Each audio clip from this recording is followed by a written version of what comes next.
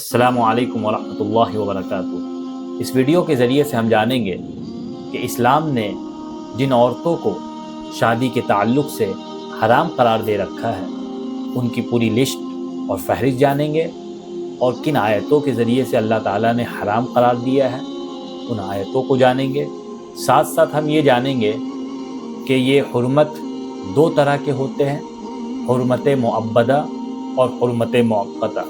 ان دونوں کا مکمل کانسیپٹ جانیں گے، اور کون کون سی عورتیں حرمت مؤبدہ یعنی ہمیشہ ہمیش والی حرمت والے کیٹیگری میں آتی ہیں، اور کون سی عورتیں وہ ہیں جو حرمت مؤقتہ یعنی وقتی حرمت والے کیٹیگری میں آتی ہیں۔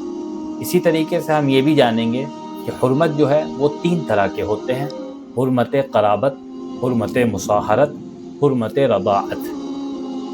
خونی رشتہ والی حرمت، رضاعت والی حرمت یعنی دودھ والی حرمت، یا اسی طرح شادی والی حرمت یعنی حرمت مصاہرت۔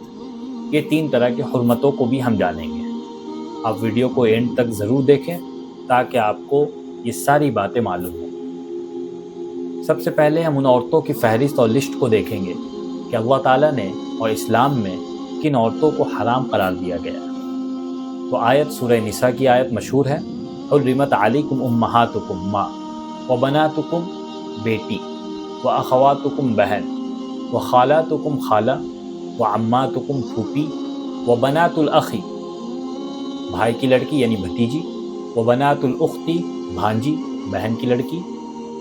اسی طرح وامہاتکم اللاتی ارضعنکم رضاعی ماں واخواتکم من الرضاعہ رضاعی بہن وامہات نسائکم ساس وربائبکم اللاتی فی حجورکم من نسائکم اللاتی دخلتم بہن، مدخول بہا بیوی کی بیٹیاں یعنی جن سے ملاقات ہو گئی ہوں، جن بیویوں سے ملاقات ہو گئی ہوں، ان کے پہلے شوہر کی اگر بیٹی ہو تو وہ حرام ہو جائے گی۔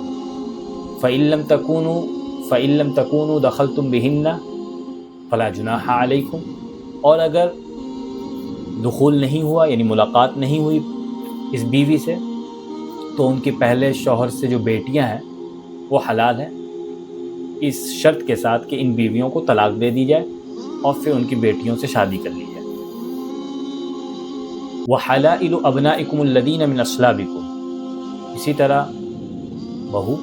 وَأَن تَجْمَعُوا بَيْنَ الْأُخْتَيْنِ إِلَّا مَا قَدْ سَلَفَ، جمع بین الأختین یعنی دو بہنوں کو جمع نہیں کیا جا سکتا نکاح میں at a time, same time.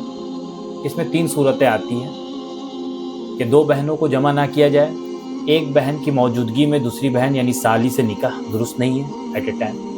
ہاں، اسے طلاق اگر دے دی جائے یا اس کا ڈیٹ ہو گیا بیوی کا، اب اس کی بہن یعنی سالی سے نکاح درست ہے۔ دوسری صورت کہ بیوی کے رہتے ہوئے اس کی خالہ یا پھوپھی سے شادی نہیں کر سکتی۔ ہاں، وہی طلاق بائن ہو جائے، طلاق مغلظہ ہو جائے، تین طلاق ہو جائے، طلاق بائن ہو جائے، نکاح فسخ ہو جائے، یا اسی طریقے سے ڈیٹ کر جائے تو اس کی پھوپھی خالہ سے اب نکاح درست ہے۔ تیسری صورت یہ ہے کہ کسی شوہر کسی کے عقد میں چار بیویوں کے موجودگی میں زندہ رہتے ہوئے، عقد میں رہتے ہوئے پانچویں سے نکاح نہیں کر سکتا۔ ہاں، اگر چار میں سے کسی ایک کا انتقال ہو گیا ہو، یا کسی ایک کو طلاق دے دی گئی ہو، یا ڈیورس اس نے لے لیا ہو، اب یہ پانچویں سے نکاح کر سکتا ہے۔ ایز اے نکاح مثلا پانچواں ہے، لیکن ایٹ اے ٹائم جو جمع ہوں گے اس کی بیویوں کے طور پہ چار ہی بیویاں رہ سکتی ہیں ایٹ اے ٹائم۔ اسی طرح والمحصنات من النساء، شادی شدہ جو عورتیں ہیں دوسرے کے عقد میں ہیں، شوہر موجود ہے، تو ایسی عورت سے بھی نکاح درست نہیں ہے جب تک وہ دوسرے کے عقد میں ہو۔ نکاح فسخ ہو جائے اب شادی جائز ہے۔ اسی طرح وَلَا تَنْكِحُوا مَا نَكَحَ آبَاؤُكُم مِّن النِّسَاءِ إِلَّا مَا قَدْ سَلَفَ، باپ کی بیویاں یعنی سوتیلی مائیں جو ہوتی ہیں ان سے بھی نکاح درست نہیں ہے۔ اسی طرح وَلَا تَنْكِحُوا الْمُشْرِكَاتِ حَتَّى يُؤْمِنْ، مشرکہ عورتیں جو اہل کتاب میں سے نہ ہو یعنی یہود و نصارہ میں سے نہ ہو، ایسی مشرکہ سے بھی نکاح درست نہیں ہے جب تک وہ اسلام میں داخل نہ ہو جائے۔ اسی طرح معتدہ یعنی عدت والی عورتیں، عدت چاہے وفات والی وہ شمار کر رہی ہوں یا اسی طریقے سے عدت طلاق والی ہو تو عدت کے ایام میں ان سے نکاح درست نہیں. والمطلقات یتربصن بانفسهن ثلاثة قروء اور ولا تعزموا عقدة النکاح حتى يبلغ الكتاب اجلہ. اسی طرح کسی نے اپنی بیوی کو 3 طلاق دے دی ہو تو دوبارہ وہ نکاح اس سے نہیں کر سکتا، یعنی وہ حلال اب نہیں ہے اس کے لیے، وہ حرام ہو چکی ہے. فَإِن طَلَّقَهَا فَلَا تَحِلُّ لَهُ مِن بَعْدُ حَتَّى تَنكِحَ زَوْجًا غَيْرَهُ. بغیر حلالہ کے، یعنی اتفاقاً یہ امر پہلے پیش آیا کرتا تھا کہ ایک نے طلاق دے دی ہو اور اس کے بعد وہ دوبارہ کسی اور سے شادی اس نے کی، دوسری شادی، دوسرے شوہر کا انتقال ہو گیا ہو، یا اسی طریقے سے ایک لمبے عرصے گزارنے کے بعد ملاقات وغیرہ کے بعد پھر اس سے نکاح اس کا فسخ ہو گیا ہو، تو پھر سے وہ پہلے شوہر کے پاس عقد جدید یعنی نئے عقد کے ساتھ وہ آنا چاہ رہی ہو اور یہ ایکسیپٹ کرنا چاہ رہا ہو پہلا شوہر، تو یہ اتفاقاً ایک امر پیش آیا کرتا تھا. تو اس طرح سے پھر نکاح ثانی درست ہے. آج کل جو حلالہ کا کانسیپٹ چل پڑا ہے وہ درست نہیں ہے.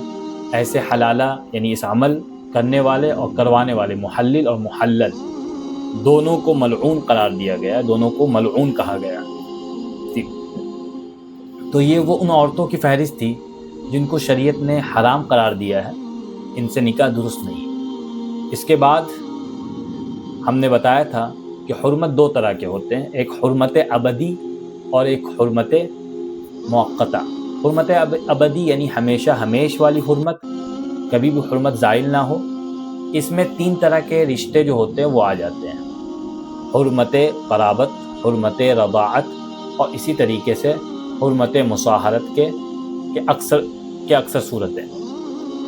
حرمت رضاعت، حرمت قرابت، خونی رشتے جو ہیں اور اسی طریقے سے دودھ والے رشتے. خونی رشتے میں جن عورتوں کو حرام قرار دیا گیا ہے، دودھ میں بھی ان تمام عورتوں کو حرام قرار دیا گیا، سیم ہے.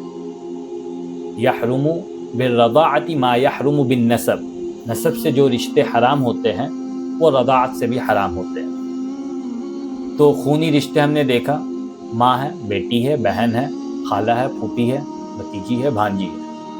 تو یہ خونی رشتے اور اسی طریقے سے رضاعی رشتے، حرمت قرابت، حرمت رضاعت، یہ 2 رشتے حرمت ابدی ہیں. ہاں، ایسوں سے کبھی بھی نکاح درست نہیں ہے. تیسرا رشتہ ہے حرمت مصاہرت، یہ بھی حرمت ابدی میں آتا ہے. اکثر اس کی صورتیں جیسے ساس ہے، یا اسی طریقے سے بہو ہے، یا اسی طریقے سے سوتیلی مائیں ہیں یعنی باپ کی بیویاں ہیں، یا اسی طریقے سے مدخول بہا، بیوی کی بیٹیاں یعنی ربیبہ، یعنی وہ بیوی جن سے ملاقات ہو گئی ہو اور ان کے پہلے شوہر سے ان کی کچھ بچیاں ہوں. تو یہ بیوی جن سے ملاقات ہو گئی ان کی بیٹیوں سے نکاح درست نہیں، ان کی بیٹیاں اب ہمیشہ ہمیش کے لیے حرام ہوں. ہاں، اگر ان سے ملاقات نہیں ہوتی، نکاح کے بعد نکاح فسخ ہو جاتا، اب ان کی بیٹیوں سے نکاح درست تھا. تو یہ ربیبہ، یہ سب جو 4 صورتیں حرمت مصاہرت کی، یہ سب ہمیشہ ہمیش کے لیے حرام. اسی طرح حرمت موقتہ، دوسری قسم جو ہے حرمت موقتہ، کہ وقتی حرمت. وقتی حرمت کا مطلب یہ ہوتا ہے کہ وہ صفت زائل ہو جائے، وہ عارض جس کی وجہ سے حرام ہوا تھا وہ دور ہو جائے، تو اس کے دور ہوتے ہی اب نکاح درست ہے، جائز ہے. اس کی صورتیں کیا کیا ہو سکتی ہیں؟ جیسے آپ نے جانا وَأَن تَجْمَعُوا بَيْنَ الْأُخْتَيْنِ، رشتہ مصاہرت سے یہ وجود میں آتا ہے، لیکن یہ وقتی حرمت ہے. جمع بین الاختین کہ بیوی کی موجودگی میں اس کی بہن یعنی سالی سے نکاح کر لینا. بیوی مثلا بیوی کو طلاق دے دی گئی ہو یا بیوی کا انتقال ہو گیا ہو، اب اس کی بہن سے شادی کر سکتے ہیں. اسی طرح اس کے مثلا پھوپھی یا خالہ سے شادی کر سکتے ہیں ان کے ڈیٹ کر جانے کے بعد، یا ان کے اسی طرح بیوی کے ڈیٹ کر جانے کے بعد یا بیوی کے طلاق شدہ ہو جانے کے بعد ان کی پھوپھی خالہ کو عقد میں لایا جا سکتا ہے. اسی طرح 4 بیوی کسی کی تھی، ایک بیوی مثلا فوت ہو گئی تو وہ چوتھی پھر سے ایک طریقے سے وہ لا سکتا ہے، یعنی 5ویں شادی وہ کر سکتا ہے. یہ تھے حرمت موقتہ. حرمت موقتہ میں اور بھی صورتیں ہیں. ولا تنکحوا المشرکات، مشرکہ تھی وہ اسلام میں داخل ہو گئی، نکاح کر سکتے ہیں. وقتی گویا کہ ایک شرک، ایک عارض تھا جس کی وجہ سے نکاح کو حرام قرار دیا گیا تھا، وہ عارض دور ہوا تو نکاح درست۔ اسی طرح عدت میں تھی وہ، وفات والی عدت یا طلاق والی عدت کے پورے ہوتے ہی اب گویا کہ وہ عدت سے گزر چکی ہے، عدت کے ایام گزر چکے ہیں، اب اس کے گزرتے ہی نکاح اس سے کرنا درست ہے۔